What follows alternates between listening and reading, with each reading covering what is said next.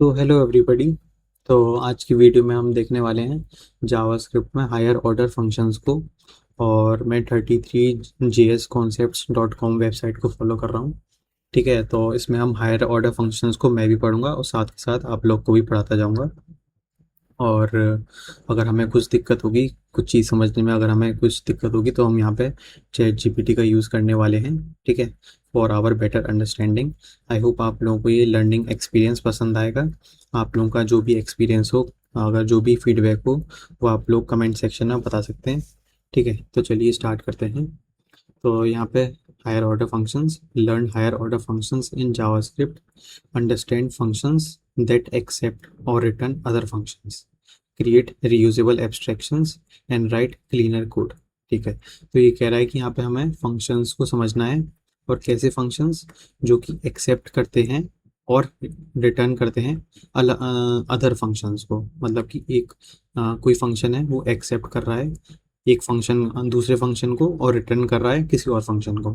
ठीक है, यहाँ पे हम क्रिएट कर सकते हैं reusable abstractions and write cleaner code. तो ये तो उन्होंने कुछ इंट्रो दे दिया है यहाँ पे। आगे चलते हैं। What if you could tell a function how to do something.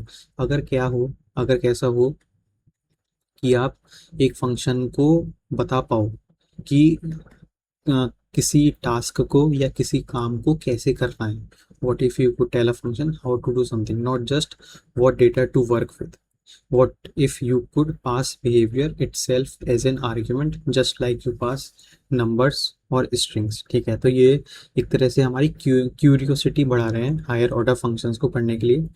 ठीक है, तो अभी तो आप लोगों को भी समझ में नहीं आ रहा होगा कि ये सब यहाँ पे इन्होंने क्या लिखा हुआ है, इसका क्या मीनिंग है, लेकिन जैसे जैसे हम आगे बढ़ते जाएंगे तो ये चीज़ें हमें और ज़्यादा क्लियर होंगी। ठीक है, अब इन्होंने कुछ एग्जाम्पल दिया है यहाँ पे कि विदाउट हायर फंक्शंस। ओके, और मैंने अपना यहाँ पे वी एस कोड भी खोल रखा है। अगर हमें कुछ कोडिंग प्रैक्टिस करनी होगी तो हम वी एस कोड में चलेंगे। ठीक है, तो मैं इसको यहाँ से कॉपी कर लेता हूँ, यहाँ पे पेस्ट करते हैं। यहाँ पे क्या कह रहा है कि इसको जूम कर लेते हैं। ठीक है, विदाउट हायर ऑर्डर फंक्शंस, अगर हायर ऑर्डर फंक्शंस नहीं होते तो हमारा कोड कुछ इस तरह होता कि हमने लूप लगाया है। आई होप आप लोगों को लूप लगाना आता होगा। यहाँ पे हम लेट यूज़ कर रहे हैं। Let i equals to zero, i less than three, i plus plus. तो ये हमारा जो लूप है वो 0 1 2 3 टाइम्स चलेगा और console dot log i print कर देगा। ठीक है, बहुत बढ़िया।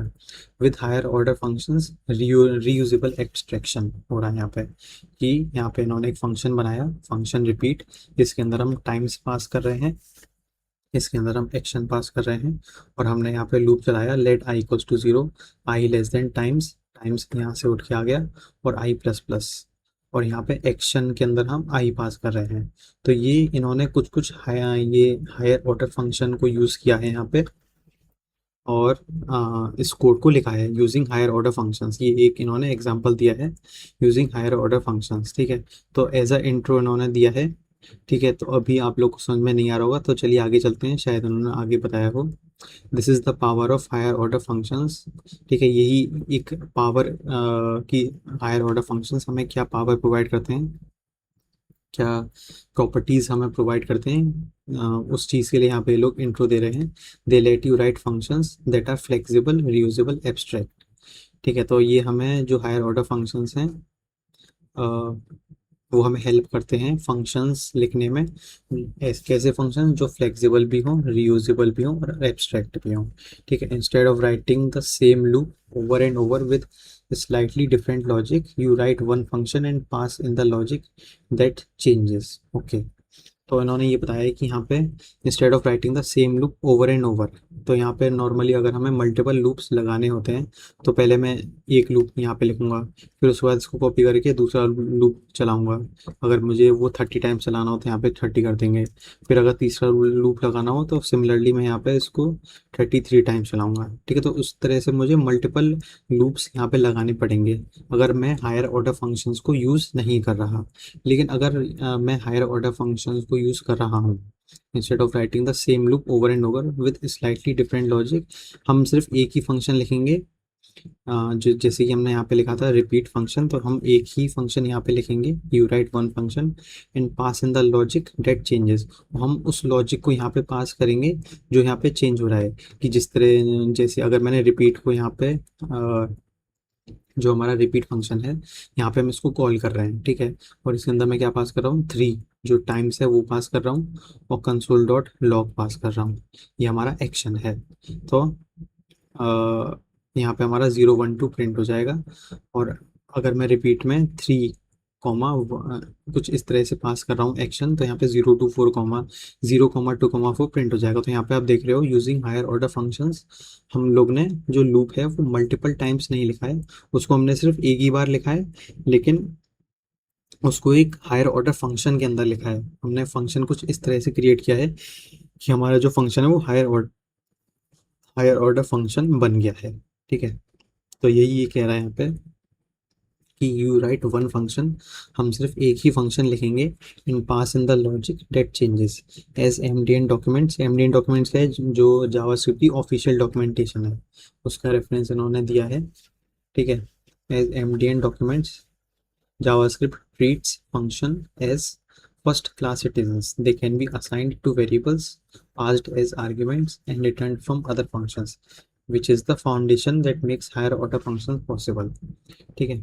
तो ये क्या कह रहा है कि अकॉर्डिंग टू एमडीएन डॉक्यूमेंट्स, जो ऑफिशियल डॉक्यूमेंटेशन में लिखा हुआ है, जो हमारी जावास्क्रिप्ट है वो फंक्शंस को ट्रीट करती है as first class citizens. Okay, they can be assigned, तो जो फंक्शंस हैं उनको हम असाइन कर सकते हैं, and they can be assigned to variables, passed as arguments, एक फंक्शन को हम एज आर्ग्यूमेंट भी पास कर सकते हैं, and return from other function, और अदर किसी और फंक्शन से हम एक फंक्शन को रिटर्न भी करवा सकते हैं। ज़रूरी नहीं है कि हम सिर्फ एक कांस्टेंट वैल्यू को रिटर्न कर रहे हैं, या फिर कुछ बूल ट्रू या फॉल्स रिटर्न कर रहे हैं, हम एक पर्टिकुलर फंक्शन भी रिटर्न करवा सकते हैं किसी और फंक्शन से, which is the foundation that makes higher order functions possible. Okay, तो आई होप आप लोगों को यहाँ तक का जो भी मैं समझा रहा हूँ वो समझ में आ रहा होगा। और ये जो पर्टिकुलर गाइड है इसमें हम क्या पढ़ने वाले हैं, what makes a function higher order. कि नॉर्मली तो आप यहाँ पे देख ही रहे होगे कि हम एक नॉर्मल फंक्शन ही बना रहे हैं, है ना। तो आप यहाँ पे देख सकते हो कि हम बना तो एक नॉर्मल फंक्शन ही रहे हैं, लेकिन हम उसको कुछ इस तरह से बना रहे हैं कि जो हमारा फंक्शन है वो हायर ऑर्डर हो जा रहा है, इसलिए हम उसको हायर ऑर्डर फंक्शन बोल दे रहे हैं। तो इसने ये कहा है कि आप यहाँ पे सीखेंगे कि ये तो अभी तक जो इतना ऊपर चल रहा था ये तो सिर्फ एक इंट्रो था, ठीक है। जो असली चीज़ है वो तो नीचे से आएगी। क्या कह रहा है कि the connection between first class functions and higher order functions, how to create functions that accept other functions, कि हम कैसे एक कुछ फंक्शंस बना सकते हैं जो कि अदर फंक्शंस को एज अ इनपुट लेंगे, how to create functions that return other functions, how closures enable higher order functions, common mistakes and how to avoid them, when and why to use higher order functions. ठीक है, ये सब इतना सब कुछ समझाने की तो हमें ज़रूरत है नहीं, कि जैसे जैसे हम गाइड में आगे बढ़ेंगे तो ये सब चीज़ें हम समझते जाएंगे, ठीक है। उसके बाद प्री रिक्विजिट्स में क्या कह रहा है कि this guide assumes you understand scope and closures. ठीक है, हमें स्कोप एंड क्लोजर्स आना चाहिए। Closures are created when higher order functions return other functions. You should also be familiar with callbacks since callbacks are the functions being passed to higher order functions। ठीक है, तो यहाँ पे इस ये जो प्री रिक्विजिट है इसने काफ़ी सारी चीज़ों का नाम लिया, काफ़ी सारे कॉन्सेप्ट्स का नाम लिया, जैसे स्कोप एंड क्लोजर्स हो गया, ठीक है, क्लोजर्स हो गया, कॉल बैक हो गया है, और ठीक है, इन सारी चीज़ों का इसने जिक्र किया है। तो अगर मैं आप अज्यूम करके चल रहा हूँ कि आप लोग को नहीं आता होगा, ठीक है, और मैं अज्यूम करके चल रहा हूँ कि मुझे भी नहीं आता, ठीक है, तो जैसे जैसे चीज़ें हमारे गाइड में आती जाएंगी हम वैसे वैसे चैट जीपीटी की मदद से उसको समझते जाएंगे, ठीक है। तो जिससे कि हमें किसी और चीज़ पे डिपेंडेंट होने की ज़रूरत ना हो। अब यहाँ पे कह रहा है कि what is a higher order function, की आखिर ये हायर ऑर्डर फंक्शन होता क्या है। तो a higher order function is a function that does at least one of these two things. ठीक है, जो हमारा हायर ऑर्डर फंक्शन होता है वो एटलीस्ट इन दोनों चीज़ों में से कोई एक चीज़ तो कर ही रहा होगा, ठीक है। दोनों ज़रूरी नहीं है कि दोनों चीज़ें कर रहा हो, एटलीस्ट उसको एक चीज़ तो करनी है इन दोनों में से। अगर वो दोनों चीज़ें कर रहा है तो और भी बढ़िया, लेकिन एटलीस्ट वो एक चीज़ तो करेगा। ठीक है, पहला पॉइंट क्या है, एक्सेप्ट्स वन और मोर फंक्शंस एज आर्ग्यूमेंट्स। जैसे कि हमने यहाँ पे देखा था कि ये एक्शन जो कि हमारा एक फंक्शन है उसको एज इनपुट ले रहा है, तो हम रिपीट को हम हायर ऑर्डर फंक्शन बोल देंगे। ठीक है, तो अगर वो एक कोई फंक्शन है, वो किसी और फंक्शन या बहुत सारे फंक्शंस को एज आर्ग्यूमेंट ले रहा है, तो हम उस फंक्शन को बोल देंगे हायर ऑर्डर फंक्शन। और दूसरा, returns a function as its result. दूसरा पॉइंट क्या है कि अगर हमारा कोई फंक्शन है और वो अपने रिटर्न में एक फंक्शन ही रिटर्न कर दे रहा है, तो जो हमारा फंक्शन होगा वो एक हायर ऑर्डर फंक्शन कहलाएगा। ठीक है, तो जैसे कि मैं यहाँ पे एग्जांपल दूं कि मान लो हमारा ये रिपीट एक फंक्शन है और यहाँ पे ये रिटर्न कर रहा हो एक और फंक्शन, फंक्शन का नाम जैसे मैं लिख देता हूँ एप्पल। ठीक है, अगर वो एप्पल ही यहाँ पे रिटर्न कर रहा है, तो हम रिपीट को हायर ऑर्डर फंक्शन बोल देंगे। अगर रिपीट के अंदर कोई आर्ग्यूमेंट भी पास नहीं हो रहा है, कोई दिक्कत नहीं है, लेकिन अगर रिपीट के अंदर कोई रिटर्न में यहाँ पे फंक्शन आ रहा है, तो हम रिपीट को हायर ऑर्डर फंक्शन बोल देंगे। ठीक है, आई होप आप लोगों को समझ में आ गया होगा। फिर उसके बाद आगे क्या कह रहा है, that's it, if a function takes a function और returns a function, it's higher order. ठीक है, तो सिंपल सी बात इन्होंने यहाँ पे बताई है कि एक फंक्शन है, वो या तो एज ए इनपुट में फंक्शन ले रहा है या रिटर्न कर रहा है फंक्शन, किसी फंक्शन को, तो उसको हम हायर ऑर्डर बोल देंगे, सबसे बढ़िया। ठीक है, the ECMA script specification defines functions as callable objects, and because JavaScript allows any object to be passed around, functions naturally flow through higher order patterns। देखो, ठीक है, तो ये इन्होंने कुछ लाइन यहाँ पे दी है, थोड़ी डिफिकल्ट सी लाइन है, तो उसको हम चैट जीपीटी की मदद से समझने की कोशिश करेंगे। According to the state of JavaScript 2023 survey, functional programming techniques like higher order function rank among the most widely used JavaScript patterns। ठीक है, तो ये जो टेक्निक है हमारी हायर ऑर्डर फंक्शंस बनाने की, ये काफ़ी वाइडली यूज़ की जाती है among the JavaScript patterns. Okay, तो इसको अगर मैं कॉपी करके चैट जीपीटी को दे देता हूँ और इसको बोलता हूँ एक्सप्लेन, तो ये हमें बहुत बढ़िया तरीके से समझा समझा देगा। मैं यहाँ पे आप लोगों को कुछ इस तरह का एक्सपीरियंस देना चाहता हूँ कि आप लोग बस इत्मीनान से आराम से कुर्सी पे बैठ जाओ, मैं यहाँ पे सबको समझा रहा हूँ, आप लोग समझते जाओ। और अगर आप लोगों को रिवाइज करना होगा तो आप इस वाले लिंक पर आ सकते हो, 33javascriptconcepts.com/concepts/हायर ऑर्डर फंक्शंस। ठीक है, तो इसमें आप लोग को नॉर्मली वीडियोज़ में क्या रहता है कि जो एजुकेटर होता है, तो वो चीज़ों को एक्सप्लेन कर रहा होता है, हमें खुद के नोट्स बनाने पड़ते हैं। लेकिन हम यहाँ पे क्या कर रहे हैं, मैंने एक अच्छी वेबसाइट ढूंढी है, 33javascriptconcepts.com। इन्होंने काफ़ी अच्छे तरीके से यहाँ पे जावास्क्रिप्ट के कॉन्सेप्ट्स को समझा रखा है, 33 कॉन्सेप्ट्स को समझा रखा है, और उसी की मदद से हम अपनी भी अंडरस्टैंडिंग को और बेटर कर रहे हैं और इम्प्रूव कर रहे हैं। ठीक है, और इसमें बहुत सारी एडवांस चीज़ें भी आएंगी जो नॉर्मली वीडियोस में जो एजुकेटर्स होते हैं वो स्किप कर देते हैं, तो जिससे कि उनका ज़्यादा टाइम खर्च ना हो उस चीज़ को समझाने में। ठीक है, लेकिन मैं यहाँ पे एकदम फुल टाइम दे रहा हूँ, एकदम इत्मीनान से आप लोग को समझा रहा हूँ, तो आप लोग समझते जाओ बढ़िया से और पढ़ते जाओ। ठीक है, तो हमने इतना कॉपी करके चैट जीपीटी को दिया था। ठीक है, तो हम यहाँ पे चैट जीपीटी पे देखते हैं कि इसने क्या समझाया है। This paragraph is talking about higher order functions. ठीक है, in JavaScript, why they are so common. Okay, if a function takes a function, जैसे हमने पढ़ा था हायर ऑर्डर फंक्शंस क्या होते हैं, if a function takes a function और returns a function, it is higher order. Okay, a higher order function is simply a function that does at least one of these. ठीक है, accept another function as an argument, returns another function. ठीक है, ये हमने समझ लिया था, अब इसने ये एग्जाम्पल के साथ भी समझाया है। ठीक है, मैं इसको कॉपी करके अपने यहाँ पे पेश करता हूँ। तो इसने क्या किया है, एक फंक्शन बनाया ग्रीट नाम से, इसमें नेम को एज ए इनपुट ले रहा है। ठीक है, और रिटर्न क्या कर रहा है, हेलो प्लस नेम। ओके, और फिर एक और फंक्शन बनाया प्रोसेस यूज़र, और इसके अंदर एज इनपुट क्या ले रहा है, फंक्शन ले रहा है और यूज़र ले रहा है। ठीक है, और रिटर्न क्या कर रहा है, एक फंक्शन को। तो यहाँ पे हम देख सकते हैं ये जो प्रोसेस यूज़र फंक्शन है, ये एक फंक्शन को रिटर्न कर रहा है, तो ये जो हमारा प्रोसेस यूज़र फंक्शन हो जाएगा, ये एक हायर ऑर्डर फंक्शन है। यहाँ पे कंसोल लॉग क्या करा रहे हैं हम, प्रोसेस यूज़र, और प्रोसेस यूज़र के अंदर हम एक फंक्शन भी पास कर रहे हैं, फंक्शन क्या है, ग्रीट। तो ये तो ग्रीट हमारा नॉर्मल फंक्शन हो गया।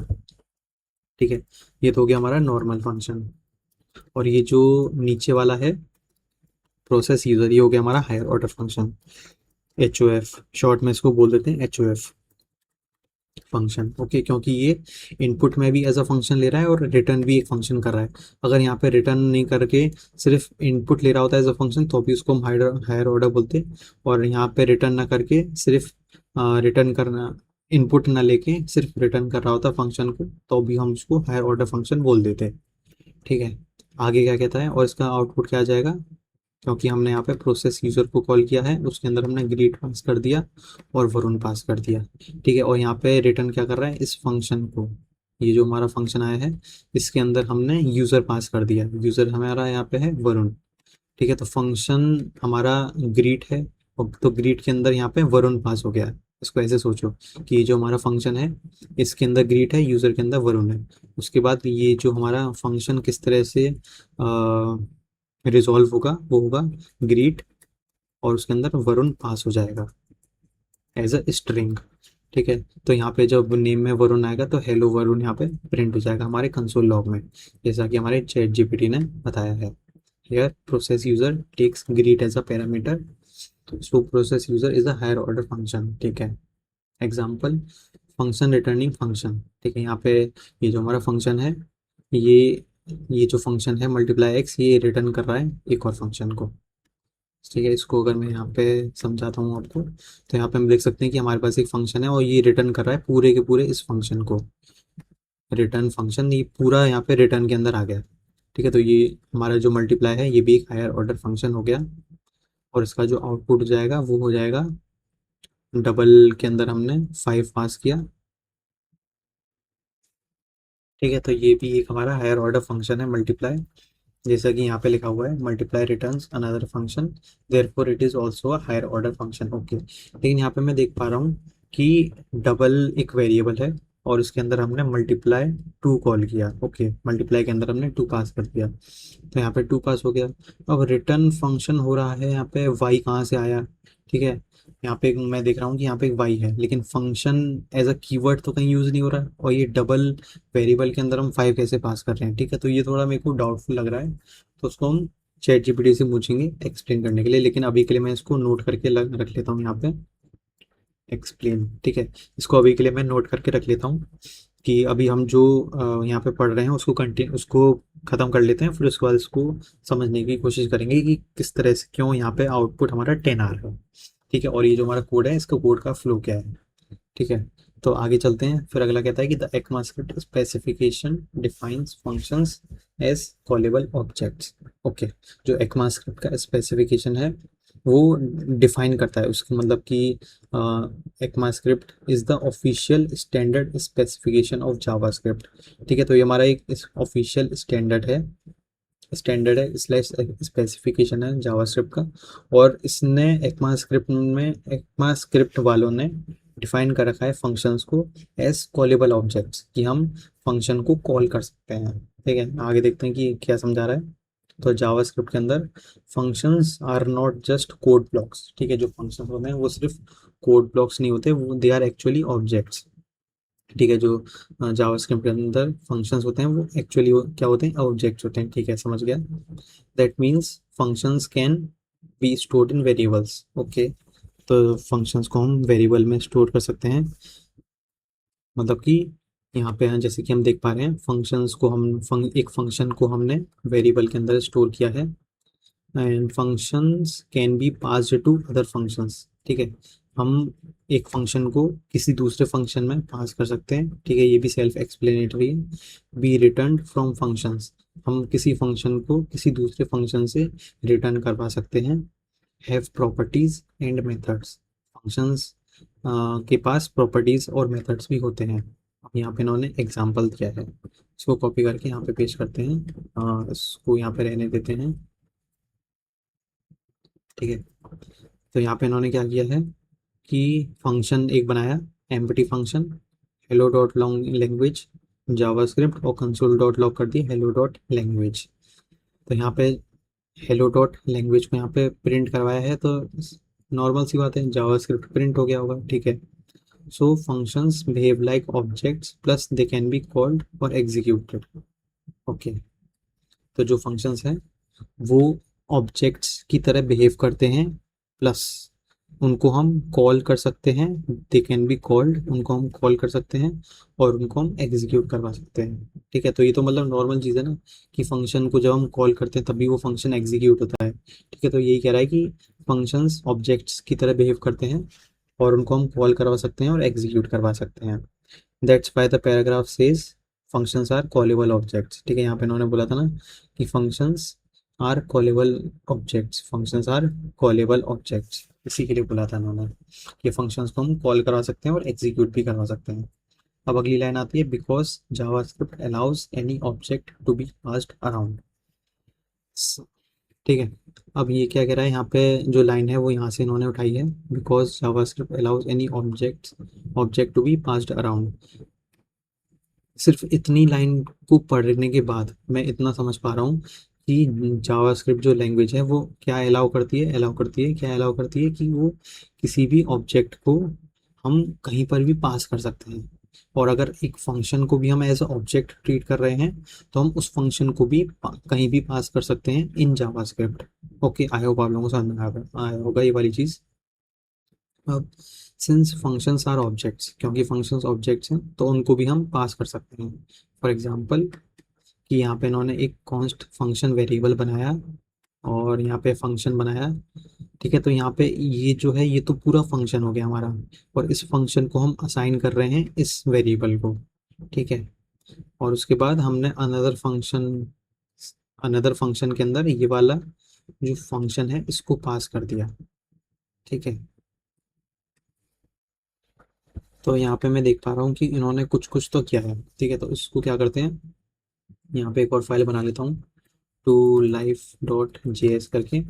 यहाँ पे कोड कॉपी करके यहाँ पे समझने का ट्राई करते हैं। ठीक है, एक तो ये वाला कोड है, एक ये वाला कोड है, और एक ये वाला कोड है। ठीक है, और यहाँ पे लिखा हुआ है, और यहाँ पे लिखा हुआ है कैन। ठीक है, यू कैन। ओके, अब ये क्या कह रहा है कि यहाँ पे हमने एक फंक्शन बनाया। ठीक है, इसको हमने एक वेरिएबल में स्टोर करवा लिया। अब हम क्या कर सकते हैं, अब जैसे कि उसने बोला था कि हम फंक्शंस को किसी एज अ ऑब्जेक्ट, क्योंकि function as a object behave करते हैं तो उनको हम पास कर सकते हैं कहीं पे भी। तो हमने यहाँ पे एक और फंक्शन के अंदर इस पर्टिकुलर फंक्शन को पास कर दिया। ठीक है, तो हम उनको रिटर्न भी करवा सकते हैं, तो हमने इस पर्टिकुलर फंक्शन को रिटर्न भी करवा लिया। ठीक है, इसका बस इतना सा मतलब है। ठीक है, because JavaScript allows any object to be passed around, तो हमने जो हमारा फंक्शन है वो एज अ ऑब्जेक्ट यहाँ पे बिहेव कर रहा है और उसको हमने यहाँ पे पास कर दिया। ठीक है, आगे चलते हैं। JavaScript treats functions like normal values. तो जावास्क्रिप्ट है वो फंक्शंस को नॉर्मल वैल्यूज की तरह ट्रीट करता है। Okay, normal values as in, अगर मैं यहाँ पे लिखता हूँ कॉन्स्ट एप इक्वल्स टू 10। ठीक है, तो ये एक वैल्यू है ना, ये एक नॉर्मल वैल्यू है कि हमने 10 को हम ऐप के अंदर असाइन कर रहे हैं। तो ये क्या कह रहा है, ये पर्टिकुलर लाइन क्या कह रही है कि जावास्क्रिप्ट भी फंक्शंस को एक नॉर्मल वैल्यूज की तरह ट्रीट करता है, कि जो फंक्शन है इसको उसने एज अ नॉर्मल वैल्यू की तरह ट्रीट किया। तो अगर मैं इसको यहाँ पे ऐसे लिखता हूँ और कुछ इस तरह से, ठीक है, और इसको यहाँ से हटा देते हैं, उसको यहाँ से हटा देते हैं। ठीक है, तो ये हमारा जो फंक्शन है इतना, या स्क्वायर ब्रैकेट मैं बस अंडरस्टैंडिंग पर्पस के लिए लगा रहा हूँ। ठीक है, तो ये जो हमारा फंक्शन है इतना, ये जो जो हमारी जावास्क्रिप्ट प्रोग्रामिंग लैंग्वेज है ये इसको एज अ नॉर्मल वैल्यू की तरह ट्रीट करती है, मतलब इट इज़ इक्वल टू 10, क्योंकि 10 भी हमारी एक नॉर्मल वैल्यू है। तो फंक्शन एक नॉर्मल वैल्यू की तरह, जावास्क्रिप्ट जो है वो फंक्शंस को नॉर्मल वैल्यूज की तरह ट्रीट करती है। इसीलिए हम फंक्शन को यहाँ पे एक नॉर्मल वैल्यू की तरह इस वेरिएबल में असाइन कर पाए। आप समझ में आ रहा है आपको कि इसीलिए हम इस फंक्शन को नॉर्मल वैल्यू की तरह इस फंक्शन में असाइन कर पाए। ओके, अब क्या कह रहा है आगे, this flexibility makes higher order programming natural. यही फ्लेक्सिबिलिटी हायर ऑर्डर प्रोग्रामिंग को नेचुरल बना देती है। अगली लाइन क्या कहती है, functions naturally flow through higher order patterns. Okay, इसका मतलब है कि this means JavaScript developers constantly use functions inside functions. तो जो नॉर्मली जावास्क्रिप्ट डेवलपर्स होते हैं वो कॉन्स्टेंटली यूज करते रहते हैं फंक्शंस इनसाइड फंक्शंस के अंदर। ठीक है, function constantly use functions inside functions, कि हमने कोई फंक्शन है उसके अंदर भी हम मल्टीपल फंक्शंस को यूज कर रहे हैं। Examples you already have. ठीक है, यहाँ पे इन्होंने मैप का एग्जाम्पल लिया है। ठीक है, यहाँ पे क्या कह रहा है कि इन्होंने एक एरे बनाया कॉन्स्ट नम्स 1,2,3 और उसके बाद यहाँ पे नम्स को मैप करवाया हमने फंक्शन एन और यहाँ पे हमने फंक्शन हम रिटर्न करवा रहे हैं यहाँ से, मतलब यहाँ पे हमने फंक्शन पास किया है मैप के अंदर। ओके, तो यहाँ पे ये मैप नहीं समझा रहा है, ये बस इतना समझा रहा है कि मैप मैप भी एक फंक्शन है। ठीक है, map map is taking a function here. ठीक है, आप लोग देख रहे हो कि हम यहाँ पे मैप के अंदर फंक्शन पास कर रहे हैं, है ना। तो मैप टेक्स अ फंक्शन, इसलिए मैप भी एक हायर ऑर्डर फंक्शन कहलाता है। मतलब कहलाता है क्योंकि यहाँ पे हम पास कर रहे हैं, इसलिए यहाँ पर कहलाता है मैप एक हायर ऑर्डर फंक्शन। लेकिन अगर हम मैप के अंदर किसी और फंक्शन को नहीं पास कर रहे हो तो वो भी एक नॉर्मल फंक्शन ही कहलाएगा। लेकिन यहाँ पे जो हमारा मैप है वो हायर ऑर्डर फंक्शन कहलाएगा। ठीक है, अब फिल्टर के अंदर हमने कुछ इस तरह से किया है, num store filter and arrow and percentage two triple equals to zero. ठीक है, तो यहाँ पे इन्होंने इस फिल्टर का भी एग्जांपल लिया है, तो क्योंकि फिल्टर के अंदर भी हम एक फंक्शन ही पास कर रहे हैं एरो फंक्शन, तो इस फिल्टर भी हमारा एक हायर ऑर्डर फंक्शन हो गया। फिर अगला आता है यहाँ पे सेट टाइम आउट भी एक फंक्शन है, उसके अंदर हमने एक एरो फंक्शन पास कर दिया, तो ये जो हमारा सेट टाइम आउट हो गया ये भी हमारा एक हायर ऑर्डर फंक्शन हो गया। The call back function is passed into another function, तो ये जो हमारा कॉल बैक फंक्शन है इसको हमने पास कर दिया है एक और फंक्शन के अंदर। ठीक है, आई होप आप लोगों को ये समझ में आ रहा होगा। फिर अगला आगे चलते हैं। ठीक है, तो आगे चलते हैं यहाँ पे फंक्शनल प्रोग्रामिंग टेक्निक्स। तो यहाँ पे हम कुछ टेक्निक्स के बारे में देखते हैं कि functional programming is a programming style where functions are heavily used, data is transformed through functions, side effects are minimized. तो यहाँ पे मैं देख सकता हूँ कि इन्होंने कुछ एक्स्ट्रा चीज़ें ये लोग यहाँ पे इंट्रोड्यूस कर रहे हैं जो कि हमारे यहाँ पे इस गाइड में नहीं है, तो मैं इसको भी के लिए स्किप कर देता हूँ। ठीक है, तो कोर आइडिया यहाँ पे आप लोगों को समझना है।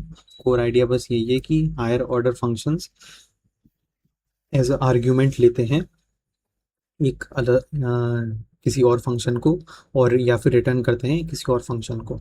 And JavaScript makes this easy because functions are treated like normal objects slash values. जैसा कि मैंने आपको बताया कि फंक्शंस को हम ऑब्जेक्ट्स ट्रीट कर सकते हैं और फंक्शंस एक नॉर्मल वैल्यू की तरह भी ट्रीट होते हैं।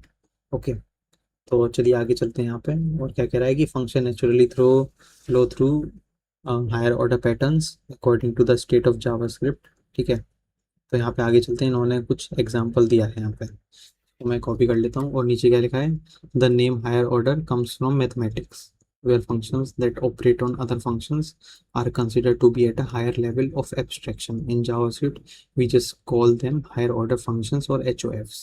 ओके, तो मैं इसको यहाँ पे कॉपी कर लेता हूँ, यहाँ पे कर देते हैं पेस्ट। और यहाँ पे ये इस लाइन में बस यही कह रहा है कि जो हमारा ये कीवर्ड है हायर ऑर्डर, ये हमारा मैथमेटिक्स से आया। अगर आप लोगों ने 11th 12th की मैथमेटिक्स पढ़ी होगी तो वहाँ पे वेयर फंक्शंस, तो वहाँ पे मैथमेटिक्स में आप लोग हायर ऑर्डर फंक्शंस के बारे में पढ़ते हो। तो उसमें क्या होता है कि where functions that operate on other functions, तो वहाँ पे कुछ कुछ फंक्शंस होते हैं जो कि ऑपरेट करते हैं किसी और फंक्शन पे, तो उनको हम हायर लेवल फंक्शन बोलते हैं, हायर लेवल ऑफ एब्स्ट्रैक्शन। लेकिन जावास्क्रिप्ट के अंदर we just call them higher order functions और एचओएफ्स फॉर शॉर्ट। अब यहाँ पे इन्होंने कुछ एग्जांपल ऑफ कोड दे रखा है यहाँ पे। ठीक है, तो इसको समझने का प्रयास करते हैं। ठीक है, तो इसको यहाँ से हम कॉपी करते हैं और यहाँ पे और क्या है। ठीक है, और कुछ तो यहाँ पे नहीं है। ठीक है, इसको समझने का प्रयास करते हैं यूजिंग चैट जीपीटी एक्सप्लेन। ठीक है, देखते हैं क्या कहता है ये। तो ये जो हमारा कोड है, this code demonstrate the two main characteristics of higher order functions. तो दो मेन कैरेक्टरिस्टिक्स क्या हैं हायर ऑर्डर फंक्शन के, कि एक तो हमारा जो एक function can accept another another function, a function can return another function. ठीक है, यही दो कोर लॉजिक तो हमारे हायर ऑर्डर फंक्शन का यही है भाई। ठीक है, जो हमारा कोर लॉजिक है हायर ऑर्डर फंक्शन का, कि एक फंक्शन किसी दूसरे फंक्शन को एज अ इनपुट में ले सकता है, और दूसरा पॉइंट क्या है कि एक फंक्शन किसी दूसरे फंक्शन को रिटर्न कर सकता है। ठीक है, अब हम लेट्स को step by step. Okay, part one क्या कहता है, function accepting another function. Okay, तो यहाँ पे ये जो पर्टिकुलर फंक्शन है जो डू ट्वाइस है, ये एक फंक्शन है। Okay, it accepts parameter called action. ठीक है, इसने एक्शन क्या है, एक एज अ पैरामीटर उसको एक्सेप्ट कर लिया। Action action is expected to be a function, यहाँ पे जो एक्शन है हम उसको एक्सपेक्ट कर रहे हैं कि वो एक फंक्शन है। Inside action means execute what ever function was passed in. ठीक है, तो क्या कह रहा है कि इनसाइड में क्या है, एक्शन है, means execute what ever function was passed in, कि ये जो एक्शन है इसके अंदर हम एक फंक्शन पास कर रहे होंगे। एक्शन तो बस हम यहाँ पे पैरामीटर में नाम दे रहे हैं। ठीक है, यहाँ पे हम कुछ भी नाम दे सकते हैं, एक्शन के अलावा कुछ और भी दे देंगे तो वो भी काम करेगा हमारा। तो ये क्या कह रहा है कि यहाँ पे डू ट्वाइस के अंदर जो भी फंक्शन यहाँ पे पास किया जाए उसको एग्जीक्यूट कर दो, है ना। Execute what ever function was passed in and it executes it 2 times, उसको ये 2 टाइम यहाँ पे एग्जीक्यूट कर रहा है क्योंकि हमने यहाँ पे एक्शन को 2 बार लिख रखा है यहाँ पे। तो नॉर्मली अगर आप देखोगे कि एक हमारे पास फंक्शन है एक्शन नाम का, ठीक है, और वो कुछ इस तरह से बना हुआ है। तो अगर हम यहाँ पे एक्शन और यहाँ पे हम पैरेंथेसिस लगा रहे हैं तो इसका मतलब क्या है, इसका मतलब तो ये ना कि हम एक एक्शन नाम का फंक्शन है उसको कॉल कर रहे हैं, सिंपल सा मतलब तो ये है। और अगर फंक्शन को कॉल करने का मतलब क्या है कि वो फंक्शन फिर एग्जीक्यूट होगा, है ना। तो यहाँ पे ये फॉर एग्जांपल था, तो यहाँ पे जो भी फंक्शन यहाँ पे पास होगा उसको यहाँ पे हमें कॉल करके एग्जीक्यूट करवाना है 2 टाइम्स। एक्शन, वो एक्शन और दूसरा एक्शन, इसलिए यहाँ पे कह रहा है and it executes it 2 times. Okay, उसके बाद यहाँ पे बारी आती है कॉलिंग इट, दिस पार्ट, ये जो हमारा है इज एन एरो फंक्शन। तो इसको हम एरो फंक्शन कहते हैं, ये जो हमारा पार्ट है इतना सा, ये और ये इसको हम कहते हैं एरो फंक्शन। या एगो अगर आप लोग ने रिएक्ट जेएस पढ़ी हो या अगर आप आगे पढ़ने का सोच रहे हो तो वहाँ पे भी एरो फंक्शन, तो वहाँ पे तो और ही ज़्यादा आएंगे, वहाँ पे तो बहुत ज़्यादा ही आते हैं। बात बात पे आपको एरो फंक्शन ही बनाने हैं वहाँ पे तो, है ना। तो ये बहुत ही इंपॉर्टेंट चीज़ है जावास्क्रिप्ट की, एरो फंक्शन। ठीक है, तो यहाँ पे क्या कह रहा है कि ये जो हमारा है इतना पार्ट, ये हमारा एरो एरो फंक्शन है and it is equivalent to this function, कि हमने एक नॉर्मल फंक्शन बनाया है उसके अंदर हम कुछ पास नहीं कर रहे हैं लेकिन हम यहाँ पे एक कंसोल डॉट लॉग कर रहे हैं। ठीक है, this is equivalent to this one. ठीक है, तो अगर मैं इसको यहाँ से कॉपी करके यहाँ पर लिख देता हूँ तो क्या कोई दिक्कत होगी, क्या कोई दिक्कत होनी चाहिए, नहीं बिल्कुल नहीं, क्योंकि सेम ही तो है। ठीक है, तो उसके बाद क्या कह रहा है, so effectively you are doing do twice, और यहाँ पे हम एक फंक्शन को पास कर रहे हैं। ठीक है, तो ये एक एरो फंक्शन है लेकिन है तो ये फाइनली एक फंक्शन ही ना। तो एक तरह से हम यहाँ पे आप लोग देख सकते हो कि हम यहाँ पे डू ट्वाइस के अंदर एक फंक्शन पास कर रहे हैं। अगर मैं पुराना वाला फंक्शन यहाँ पे ले आऊँ तो एक एक फंक्शन के अंदर दूसरा फंक्शन पास कर रहे हैं, है ना। तो यहाँ पे डू ट्वाइस, उसके अंदर हम एक्शन एज अ इनपुट ले रहे हैं, मतलब कि फंक्शन को इनपुट ले रहे हैं, तो ये हमारा एक हायर ऑर्डर फंक्शन हो गया। ठीक है, तो ये हमारा एक एच यू एफ हो गया, हायर ऑर्डर फंक्शन। वो जो हमारा डू ट्वाइस है ये भी एक हायर ऑर्डर फंक्शन हो गया, क्योंकि डू ट्वाइस, मान लो कि हम यहाँ पे डू ट्वाइस को कॉल ही कर रहे हैं और उसके अंदर हम पास तो फंक्शन ही कर रहे हैं ना। तो इसको तो हम एच यू एफ नहीं कहेंगे, है ना, इसको तो नहीं कहेंगे, क्योंकि चलिए आगे देखते हैं कि और क्या कहता है ये आगे। सो इफेक्टिवली हम डू ट्वाइस जो फंक्शन है उसके अंदर एक और फंक्शन को पास कर रहे हैं। व्हाट हैपन्स इंटरनली, इंटरनली क्या होगा, एक्शन बिकम्स दिस वन। ठीक है, तो यहाँ पे ओके, यहाँ पे क्या हो रहा है मैं आपको समझाता हूँ। ठीक है, तो यहाँ पे हमने डू ट्वाइस को कॉल किया और उसके अंदर एक फंक्शन पास कर दिया। ठीक है, और ये जो फंक्शन डू ट्वाइस हमारा ये वाला फंक्शन है ना। तो एक्शन इसके इक्विवेलेंट हो जाएगा। ठीक है, तो एक्स यहाँ पे हमारा एक्शन की जगह ये वाला फंक्शन उठ के आ जाएगा। ठीक है, तो वही यहाँ पे ये कह रहा है कि एक्शन हमारा ये बन जाएगा एरो फंक्शन, और स्टेप 2 वो फंक्शन को हम एग्जीक्यूट करेंगे, फर्स्ट एग्जीक्यूशन, तो वो प्रिंट कर देगा हमारा यहाँ पे हेलो। तो हेलो हमारा यहाँ पे प्रिंट हो गया। ठीक है, और ये जो हमारा डू ट्वाइस फंक्शन है ये एक्शन को 2 बार एग्जीक्यूट कर रहा है, तो हेलो यहाँ पे 2 बार प्रिंट होगा। तो यहाँ पे हमारा दोबारा एक्शन यहाँ पे एग्जीक्यूट हुआ और यहाँ पे हेलो एक और बार प्रिंट हो गया। Why this is higher order, because do twice action takes a function as input. तो डू ट्वाइस भी एक हायर ऑर्डर फंक्शन है, तो यहाँ पे मैंने आपको बताया था कि ये एक हायर ऑर्डर फंक्शन हो गया, और जो डू ट्वाइस है वो भी एक हायर ऑर्डर फंक्शन है, ठीक है, क्योंकि वो एक फंक्शन को एज इनपुट ले रहा है, ठीक है। तो ये, तो डू ट्वाइस, अरे दोनों एक ही तो चीज़ है भाई, यहाँ पे ये भी डू ट्वाइस, ये भी डू ट्वाइस है, तो बात तो एक ही हुई ना, चाहे इसको हायर ऑर्डर कह लो, चाहे इसको कह लो, या दोनों को कह लो, ठीक है। फिर उसके बाद आगे चलते हैं, दूसरा पार्ट है फंक्शन रिटर्निंग अनदर फंक्शन। अब यहाँ पे तो हमने एग्जांपल देख लिया कि एक फंक्शन दूसरे फंक्शन को एज आर्ग्यूमेंट एक्सेप्ट कर रहा है। अब हम यहाँ पे दूसरा एग्जांपल देखेंगे कि एक फंक्शन दूसरे फंक्शन को एज ए रिटर्न कर रहा है, ठीक है।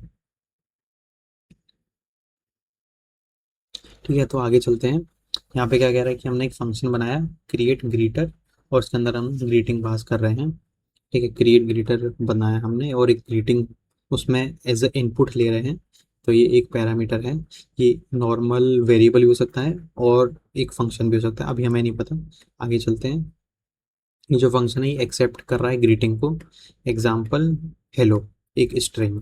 तो यहाँ पे अगर मैं ग्रीटिंग हमारा क्या है, तो क्रिएट ग्रीटर, ठीक है, ये हमारा ये वाला फंक्शन हो गया, इसमें हम हेलो पास कर रहे हैं।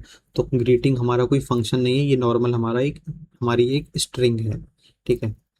फिर उसके बाद अंदर क्या है, अब ये जो फंक्शन है इसके अंदर ये रिटर्न फंक्शन कर रहा है, तो ये जो हमारा हो जाएगा ये एक हायर ऑर्डर फंक्शन हो जाएगा, ठीक है, क्योंकि ये एक फंक्शन, ये फंक्शन जो है क्रिएट गेटर एक दूसरे फंक्शन को रिटर्न कर रहा है। अब क्या रिटर्न कर रहा है वो आगे देखते हैं। रिटर्निंग अ फंक्शन, ठीक है। तो ये जो इतना पार्ट है, इतना और इतना, ये हमारा रिटर्निंग अ फंक्शन हो गया कि हमने रिटर्न, एक दूसरे फंक्शन को हम यहाँ पे रिटर्न करवा रहे हैं। This means create greeter does not return text directly, it returns a new function, ठीक है। वो डायरेक्टली टेक्स्ट को रिटर्न नहीं कर रहा है, जो हमारा क्रिएट ग्रीटर फंक्शन है ये डायरेक्टली टेक्स्ट जो कि हेलो है उसको रिटर्न नहीं कर रहा है, वो एक दूसरे ही किसी फंक्शन को यहाँ पे रिटर्न कर रहा है। It returns a new function. तो जब ये रन होगा कॉन्स्ट से हेलो, तो जब ये यहाँ पे रन होगा, यहाँ पे जब वेरिएबल इनिशियलाइज हो रहा होगा, ठीक है, तो ये तो हमारा नॉर्मली रन हो जाएगी create greeter.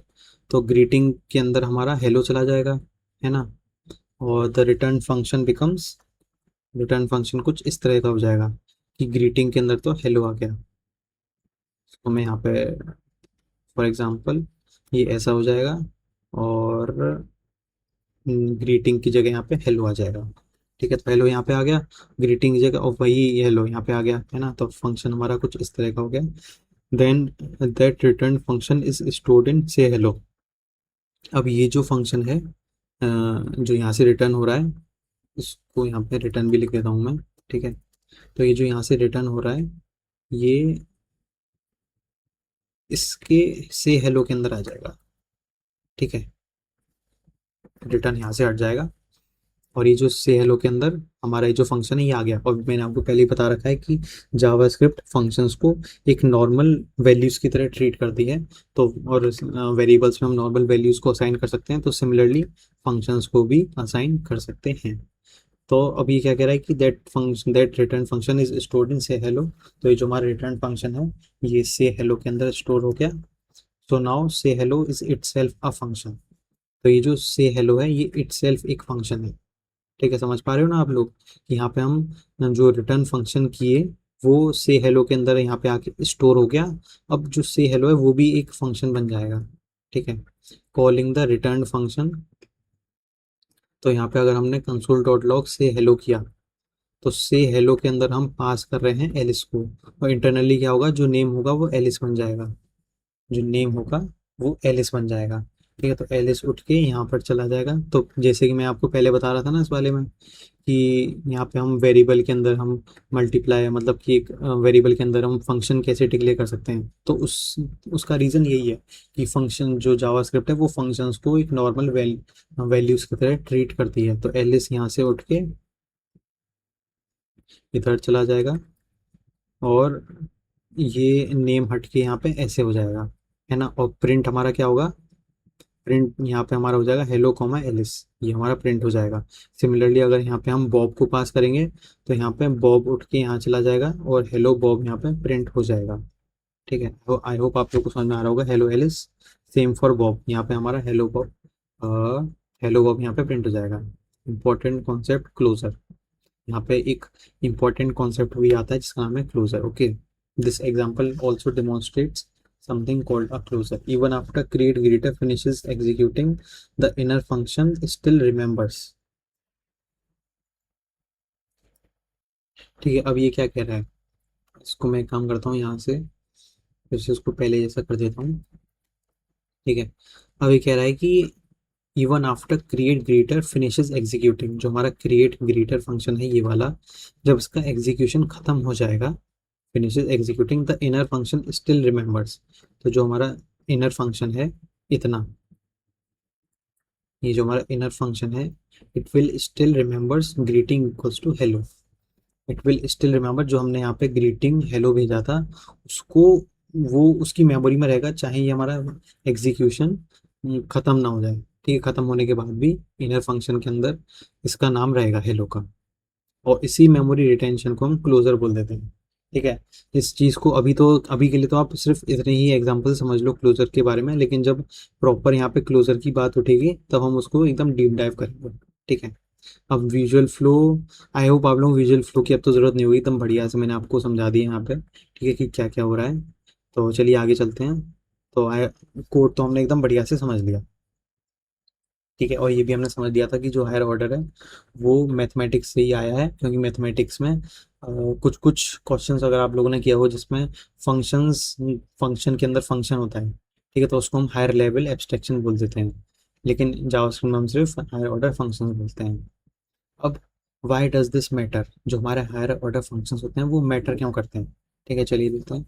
Higher order functions let you, हमें क्या क्या करने देते हैं। पहला, avoid repetition, write the structure once, vary the behaviour, जैसा कि मैंने आपको पहले भी समझाया था कि हम जो स्टार्टिंग में मैंने आपको कोड दिखाया था कि हम एक पर्टिकुलर लूप को बार बार लिख रहे हैं लॉजिक में स्लाइड चेंज करके, तो वो ये वाली जो हायर ऑर्डर फंक्शंस हैं उन्होंने इस वाली चीज़ को इम्प्रूव किया, इस वाली चीज़ को करेक्ट कर दिया, जिससे कि हमें बार बार लूप लिखने की ज़रूरत ना पड़े। हम सिर्फ एक मॉडिफाइड कोड बना सकते हैं जिसमें एक हम सिर्फ एक ही लूप लिखेंगे और जो वेरिएबल होगा वो बार बार चेंज हो रहा होगा।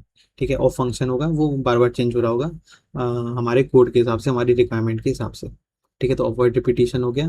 Create abstractions, hide complexity behind simple interfaces.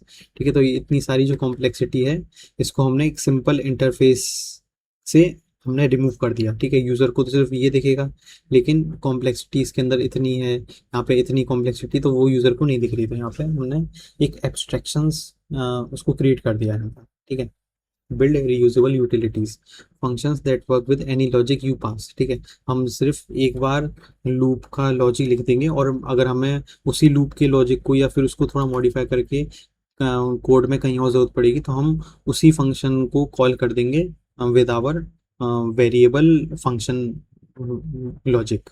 ठीक है, आई होप आप लोगों को समझ में आ गया होगा। Build reusable utilities, compose functionality, combine simple function into complex function. ठीक है, नॉर्मली तो हम सिंपल फंक्शन बना रहे थे, लेकिन यहाँ पे हमने फंक्शन के अंदर फंक्शन पास कर रहे हैं, एक फंक्शन के अंदर दूसरे फंक्शन को रिटर्न करवा रहे हैं, तो थोड़ी हमने यहाँ पे कॉम्प्लेक्सिटी बढ़ा दी।